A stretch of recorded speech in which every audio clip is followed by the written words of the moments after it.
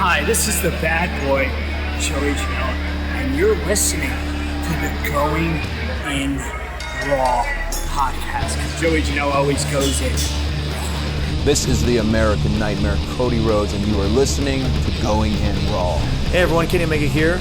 In case you didn't know, we have an awesome kick-butt show called Steven Larson's Going in Raw, and they're going to be supporting AEW every week amongst many other things.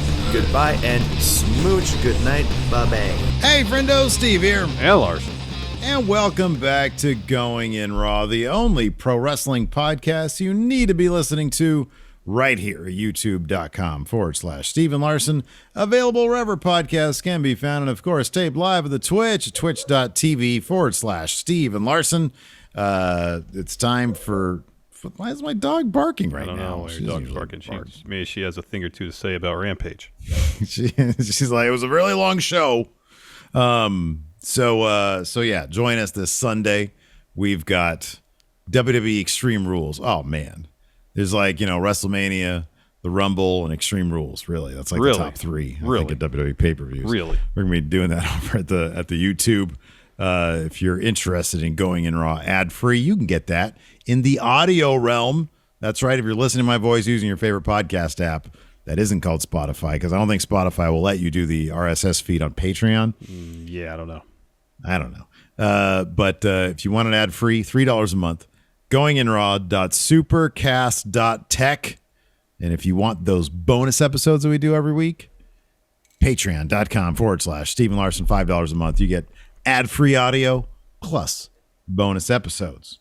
Tonight's AEW Rampage Grand Slam Night 2 featured a lot of stuff was going on tonight. Yeah. Not all of it was terribly compelling, but some of it was good. I thought the first hour was really good.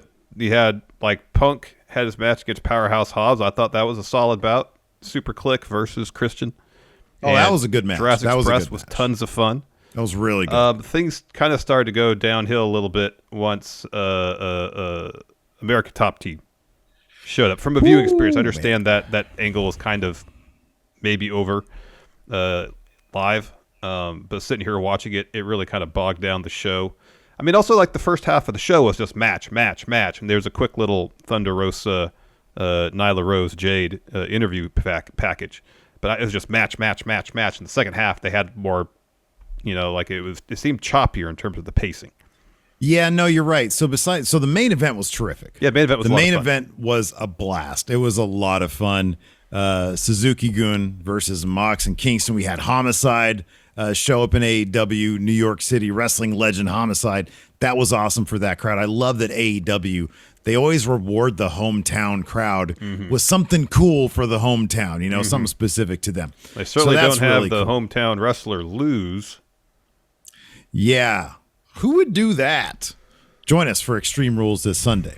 But yeah, no, it's funny because you mentioned that that first hour was terrific. It was really, really good. And then I'm looking at the rundown for the second hour, with the exception of that main event. You got the Men of the Year versus Jericho and Hager, which is, a decent match, whatever. And then you got the American Top Team stuff. And then you got some stuff that's kind of elevation worthy, maybe. It's a lot of Hardy Family Office stuff. A lot of Hardy Family Office stuff. You got Miro attacking Sammy and Fuego, which was cool. It's fine, but it's kind of it's not really. It's not a match. An Andrade promo, more Hardy Family Office with Anna Jay versus Penelope Ford, and then you got your main event. So yeah, I mean, Rampage probably just could have been another hour tonight, to be honest with you. If it had been about an hour and 20 minutes, it would have been great. Maybe an hour and a half. Yeah. Hour and a half. Yeah. It would have been great. Yeah. It would have been great. It was, or if they just kind of laid out the show slightly differently, Yeah. Because the first hour is just bang, bang, bang. Great stuff. Anyways, I guess the two kind of lead stories coming out of Rampage tonight, CM Punk get another win. Trunks are back. Superkliq has a great shirt too. Yeah, we both bought it too, and they're back. Did you get the email saying it's going to take longer than usual to get that thing out? No, I didn't get the email. No, I guess I'm getting mine the usual time frame. Superkliq's back. They think I'm Larson Light, apparently. First match back together in a number of years. Outstanding bout between them and Christian Cage and Jurassic Express. And they advertised that Adam Cole has a match against Jungle Boy next week. Ooh, that's going to be a good one. Dynamite. So we got time here. Let's do some baseless speculation. Now that Superkliq are a thing, how fast is that going to hasten the demise of the relationship between Kenny Omega and the Young Bucks? Because that's where this is going. Oh man, so that will start after Hangman wins the title in February. I don't think it's going to be that soon. I feel like the groundwork's going to be laid before that. That match might very well be the straw that breaks the camel's back, though. Yeah, okay. That could be. Where maybe Colt tries to insert himself on the idea that he's helping Kenny, ends up not helping Kenny, something like that. I could definitely see that being the case. But somewhere along the line, we've got to have a tag match with Kenny and Adam Cole as one team, and Jurassic Express with the other team. Just for the whole time, Adam Cole's doing the Adam Cole baby thing. Yeah, I want to replay that one match that we saw that one time. In New Japan. That was great. That was maybe one of my favorite tag matches ever. I think they're going to want to milk. Yeah. They're going to want to milk Adam Cole and Kenny being in the same faction for a while. And if they wait till February, then that's 5 months, roughly. And here's another thing, too, that occurred to me. So before we started, in chat, they were asking, do you anticipate them doing anything special for Dynamite next week, considering it's in Rochester, which is Brody Lee's hometown? And I was like, yeah, absolutely. So we know that Dark Order is an absolute mess. Yeah. There was a bit tonight where it seemed like Alex Reynolds was trying to make amends with Uno. Uno walked out. I guess he's not quite ready yet. And there's been some speculation about the possibility of Wyndham Rotunda, formerly known as Bray Wyatt, showing up in AEW at the Rochester show next week. It would be before the 90-day no-compete is come to an end, but people have gotten out of it early. So if they do a story where Wyndham shows up, tries to take over the Dark Order, starts taking down a different path, then can Page come in and save his friends from going down that particular path, and that could be his story up until February.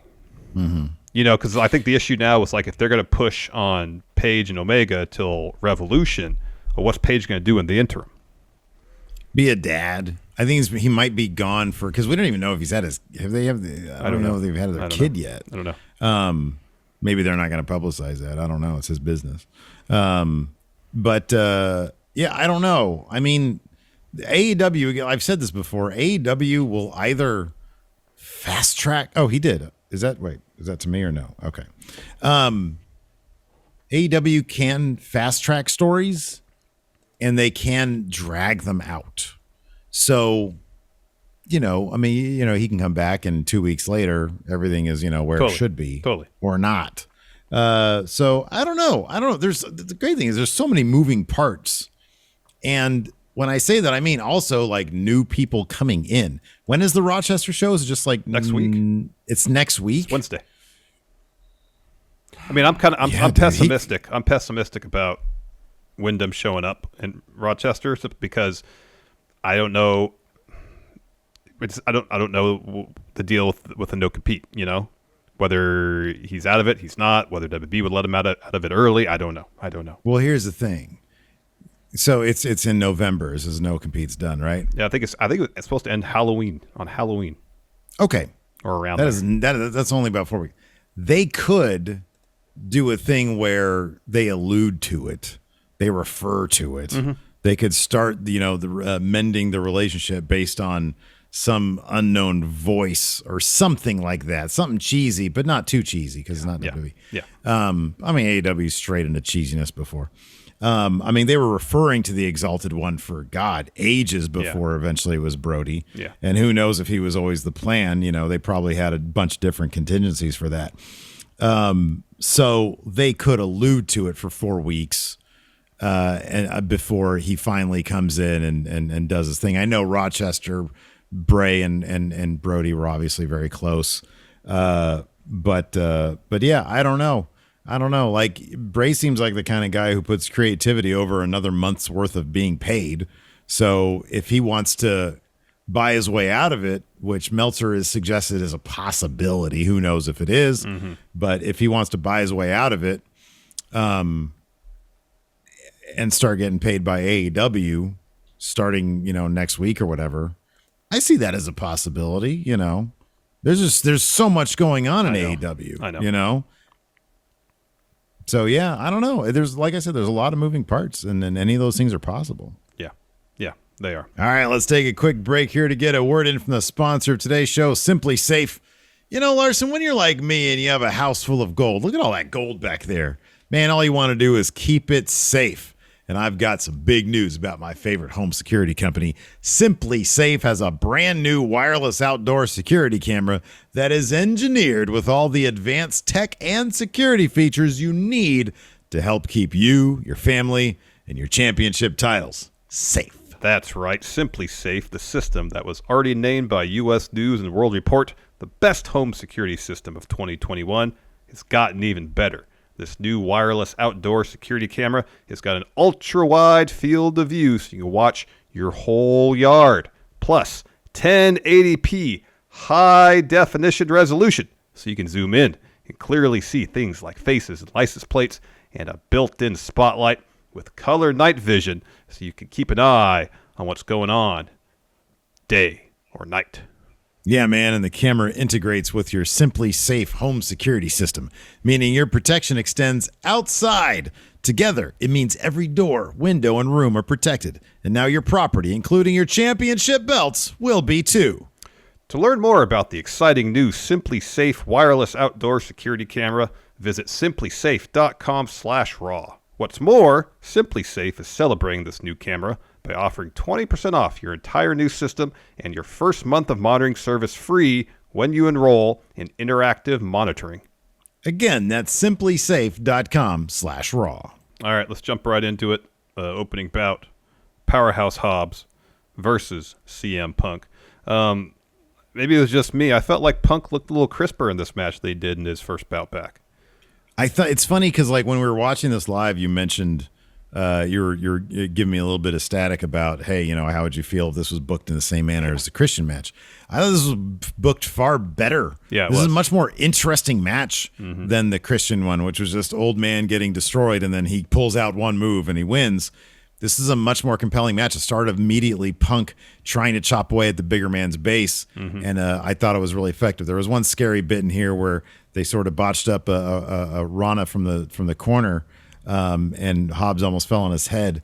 But beyond that, I thought this was a really fun match. It was fun.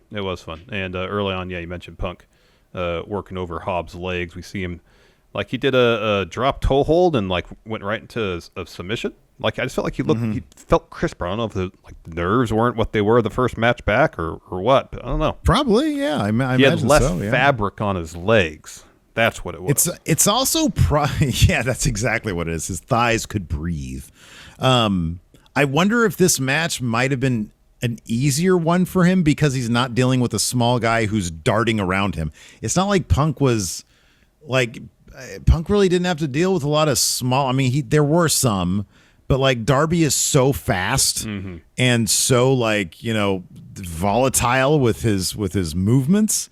This is just a big dude that he has to chop down. So maybe it's an easier match for him to execute. So early on, Hook gets on the apron and Punk runs after, because right before right when the match was starting, he was talking trash to Hook. So by doing that, it allows Hobbs to get the advantage for a good stretch. And down towards the end, Hook again gets on the apron. This time, so Hobbs tries to do like a splash or something on Punk. Punk gets out of the way, so then Hobbs knocks Hook off the apron, and then Punk follows that with the GTS to get the win. Yeah. It was a fun match. So it was fun. Has Hook hasn't had a debut match yet, I don't right? believe so, no. Is Hook's debut match going to be against CM Punk? That'd Isn't be it crazy pretty how funny. many? Isn't it crazy how many people like have these like crazy dream matches? Their first like 2.0 or like basically backstage nothings in NXT. They show up and immediately they're mixing it up with Sting in main events. I know. Like Hook, could you imagine? Like, is his debut match going to be against CM Punk? That'd be crazy. something else. That'd be something else. Yeah, There's this man. great spot where Punk's going for a GTS, and then Hobbs blocks it and hits him with a huge spine buster. It was great. Yeah, that was cool. Hobbs is I like awesome. all the he's great. All the Punk Hook stuff was great too. Yeah. Give him the fish hook. Yeah. After that, we had a Thunder Rosa video package. She's coming for Nyla and Nyla Rose and Jade Cargill. Jade responds. It's one of those weird videos where they're like responding to each other. but Responding it's to each all other. Yeah, Jade says, edited. Nyla, you eliminated me from Battle Royal. It's personal now. And then Nyla says, hey, Jade, Thunder, if you want to find me, you know where I am. Yeah. After that, we had Superkliq versus Christian Cage and Jurassic Express. Were there any hints here? There really weren't any hints of any discord between Christian Cage and Jurassic Express. No, nothing that I noticed. This match was so fast-paced. This and then the Hardy Family Office versus Lucha Brothers, Santana Ortiz. It was hard taking notes because there was so much happening at any given moment. Yeah, I give up. There on was that stuff. so much happening. Yeah. So let's move to the finish. So Adam Cole is about to get chokeslammed by Luchasaurus. Instead, he escapes, fakes high, goes low with a super kick, follows with a Shining Wizard that gets him a 2, hits another super kick, hits Panama Sunrise. The Young Bucks, who had just been doing a bunch of stuff on the ramp, come on down. That's right, the Young Bucks. They threw Christian and Jungle Boy off the ramp. Yeah. So they come down the ring. They hit Luchasaurus with the BTE trigger, and then Cole follows with the boom for the win. That's the last shot, 2.0. Yeah. The Shining so the Wizard's boom. back. They're all in on the boom. He's timed it to the music. The crowd does the boom, and now the boom is the finish. Chugs is the best. Chugs is great. After that, we had the Men of the Year, Ethan Page and Scorpio Sky, with some wonderful royal blue and gold. That was awesome gear. It was beautiful. It was X-Men early 90s. Yeah. The animated X-Men. 80s taking on Indiana Pacer jerseys. Yes. Had taken on Chris Jericho. Yeah, the Chris Mullen years. Chris Jericho. What do you think of the Warriors? I am thinking of the Warriors, but it's the same color scheme. Roughly, You're right. Yeah. That was who's the big white guy on the Pacers? Rick Smith. I could. Yes, Smits. That's who it is. Yeah. Oh man. Anyways, they're taking on Jericho and Hager, yeah. This match was whatever. I don't know. This match sort of by the end when American Top Team came in. So this ended with a roll up. Scorpio Sky got a roll up on Hager. Yeah, after Lambert trips up Hager. Because Lambert trips up Hager. And then let's see here. Yeah, okay. And then so the Inner Circle toss Sky and Page out of the ring. They bring Lambert in. They're about to lay him out. And then that's when American Top Team guys make their way ringside. They surround the ring. They get in. They take out Hager and Jericho. And then Jorge Masvidal comes in and drops Jericho with a really great looking running knee, it's actually. the same one he knocked out Ben Askren in like seconds. But I don't care. No, I don't I'm either. not. I will watch MMA. I do not keep up with MMA. I don't really care about it. I do enjoy watching people fight. Big fan of World Star videos, for example, and UFC. If somebody has it on, I'll watch it. Mm-hmm. But I don't care about the personalities. If this is going to lead to an in-ring match, that's the most WWE thing they can do. I know. I don't care about it. Yeah, that's the thing is, well, there's two things. One, Lambert talks too much. He gets too much mic time. Yes, he does. Like the angle they're going with it, I just don't really find interesting. And then what's the end game for it? Are they going to have Inner Circle taking on 4 members of America Top Team? Right. Well, if Inner Circle's in AEW, logic would dictate that they would win. But in any sort of fight situation, you would think The trained fighters would wipe the floor at them. Even Hager, I know he's had a few matches in Bellator or whatever. It's not like he's faced the stiffest of competition. No, I know. He hasn't faced terribly stiff competition. It's a bunch of dudes that look like you and me. So if I just don't understand where they're going to go with it. I don't know. Now, if they're going to do that, Inner Circle against America Top Team, and America Top Team destroys them, okay, I get that because that's logical and makes sense. But I don't see why AEW would do that because it doesn't benefit AEW. Would it be like Inner Circle versus Men of the Year? Yeah. Masvidal. And I mean, even if it's two other guys, like dudes from America Top, like 3-on-5 would still be able to wipe the floor with Inner Circle. Yeah. Yeah. I don't know. I hate when they do that kind of stuff. So moving on, we had a Butcher and the Blade and Private Party versus Santana Ortiz. Lucha Brothers. Santana Ortiz got a massive pop. Anything New York related got a massive pop. This match was tons of fun. Just fast stuff. So this was weird. So at one point, Matt Hardy's got to think about cutting people's hair. So I believe it was Ortiz on the floor, and Matt Hardy pulls out a pair of scissors. He's about to cut his hair. And then Orange Cassidy comes out, which makes sense. So Matt Hardy sends Jack Evans up. Yeah. And he eats a Superman punch. But does Orange Cassidy go and go after Matt Hardy? No. He turns around and walks backstage. Yeah. Like, what was the point of coming out? There was no point. He came out just to throw a punch, and that's it. It's all very elevation-ish, man.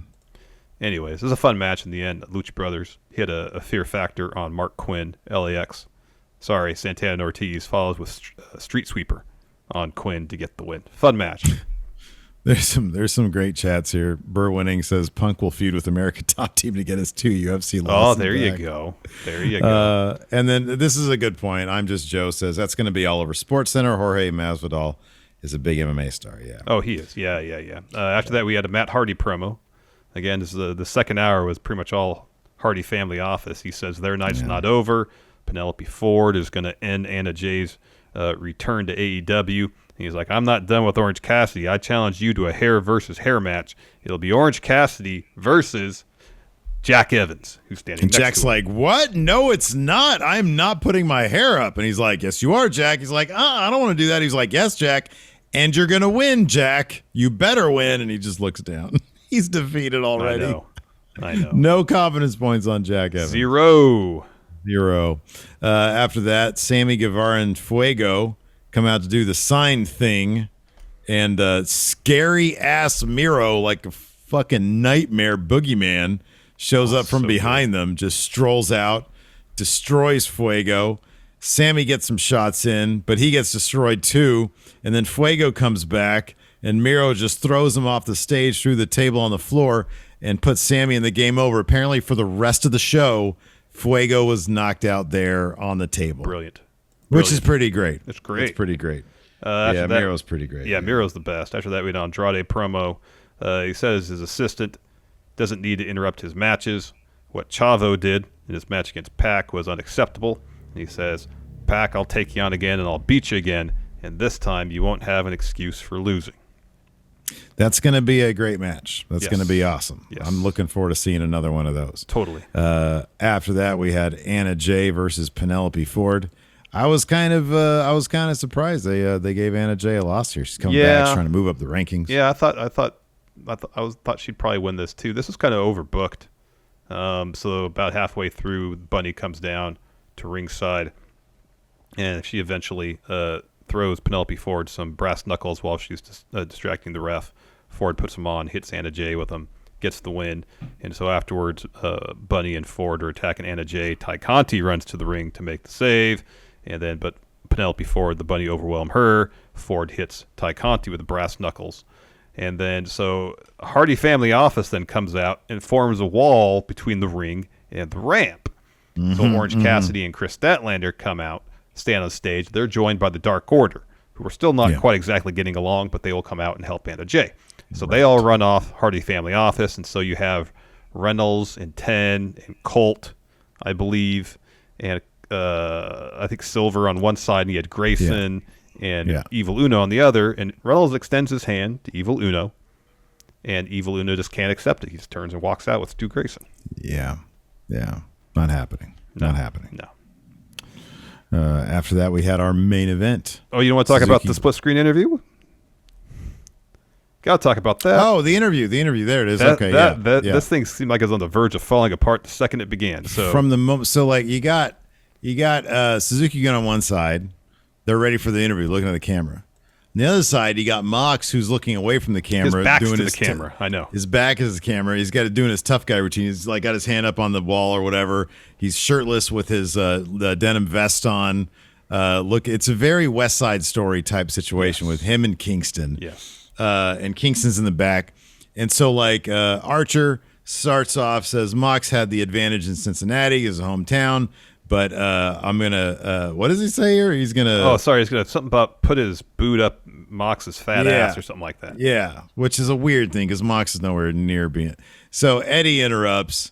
He's lost. He's just like, he's a mess. He's like, oh, somebody take this off me. And he's like trying to take his shirt off. Well, he's got a tank top on and like he like it falls off his shoulder. He puts it back on and then he pulls his arm out of that side of the tank top. He's like losing immediately the fight he's having with his shirt. It's very like Sluger.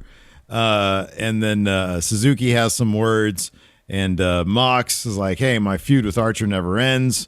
It's this whole thing and everybody is a mess. kind of storms off. Yeah, it was an absolute. Mark Henry says, okay, that's enough of the talking. Time for the main event. But he was very intense with it. I like when he's very mellow. I like him to no-sell intensity. Even with his intensity tonight, it was still pretty mellow. Yeah, he's still pretty mellow. It was still pretty mellow. Then we had our main event, Suzuki Goon versus Moxley and Kingston. This match was fun. So at one point, Suzuki and Mox are dueling with some chairs up on the ramp. Suzuki wins that particular duel. He goes back down the ring. He and Eddie Kingston get into a duel of chops. Eddie comes out on the winning side of that. He gets a table, sets up in the corner. But, of course, if you set up a weapon, usually the one that goes through it. Suzuki boots Eddie through that table. And then about shortly after that, so Suzuki and Archer are like working over Mox. Eddie's nowhere to be found. So I think just for this match, they got some AEW Young Lions ringside. Yes. That, you know, if you're familiar, especially with Lance Archer's time in New Japan, when he'd come down the ring, he would do two things typically. Spit water everywhere and lay out at least one, if not several, Young Lions before the match. So middle of this match, he goes ringside. Every one of them, I think there's forearm, starts throwing them around. So they're all together, and he goes on the apron. He choke slams Mox onto all of them. Yeah, it's pretty great. It was great. Yeah. And so then he gets a strap and starts choking Mox with it. Go to commercial. We go to commercial as Mox is literally hanging from that strap, which is pretty great. Yeah. Comes back, and Suzuki Gun had taped Mox's hands behind his back, and Minoru, Suzuki's hitting him with the belt. He's isolated. Finally, Eddie comes to. He gets back in the ring, doles out a bunch of chops. Suzuki sets up some chairs. Archer is trying to get a blackout on Eddie on the chairs, and then Homicide's music plays. He sneaks up, which apparently was just concocted that night. So he comes out. Well, he sneaks into the ring. He doesn't come down the ramp. He sneaks into the ring and then takes a chair to Suzuki Goon. Cuts Mox's hands free. Yeah. And then Mox hits a paradigm shift on Suzuki onto a chair. Eddie hits Archer with a pair of back fists. Mox follows with a paradigm shift on Archer. Then Eddie puts a trash can over Archer's head and hits the trash can with the kendo stick on like 2, 3, 4 dozen times. That was a ton of times. Yeah. He breaks the kendo stick basically and covers him to get the win. I love that was actually the finish, because how many times we see, like, because it's not a finisher, somebody actually doesn't get pinned by something like kendo sticks repeatedly to the garbage can, even though it was kind of a ridiculous spot. Yeah, it is. Like, you could see clearly that, like, the garbage can was protecting Archer completely. Yeah. Got some questions here on the Patreon and the live Twitch chat. David Matushek says, what is the remote possibility of seeing Hook wrestle? Oh, we're going to see him. It'll happen. They have a render of him in his ring attire. It'll happen. And it's going to be CM Punk. This is going to be his first opponent. It's entirely possible. It's going to be kind of awesome.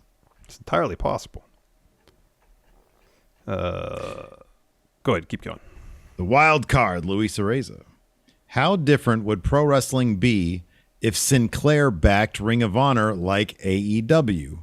Would there even be an AEW? If they had put money into TV production and talent, Sinclair could own AEW. That totally could. Yeah. Ring of Honor would be where AEW is now. Yeah. I don't know why. I mean, I guess maybe Sinclair just didn't have the faith in pro wrestling, which is not, which is it's totally a common thing for companies to sort of undersell and underestimate, the value of pro wrestling. Yeah. WWE's TV product was undervalued for decades. Mm-hmm.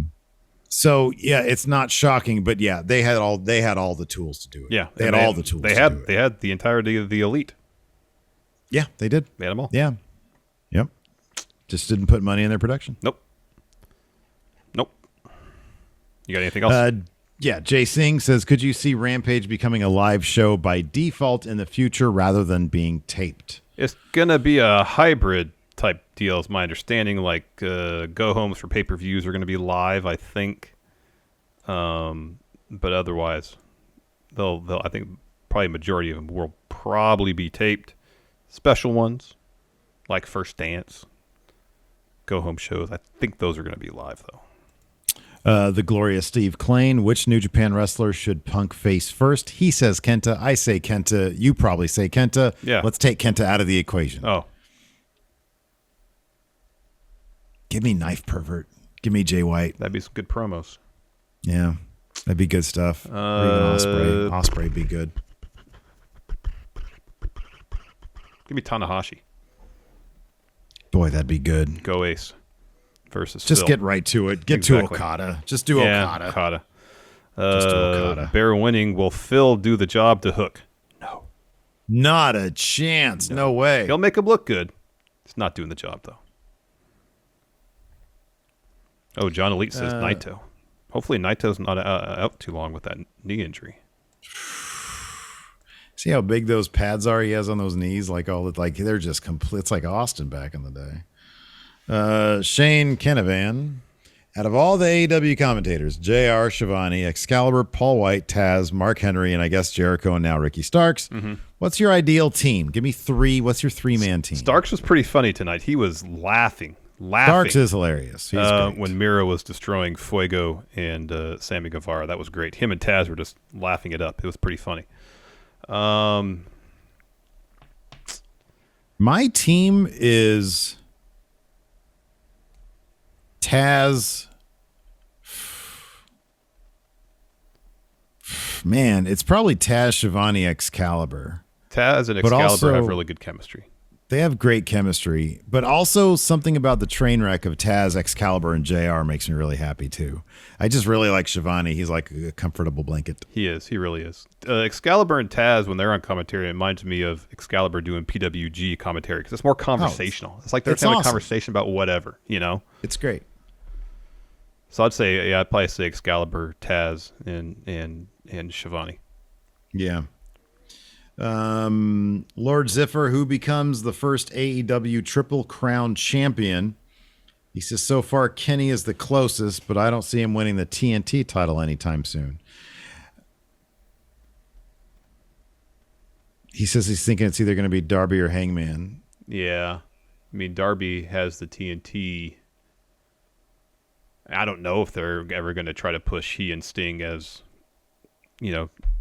tag team title contenders or not.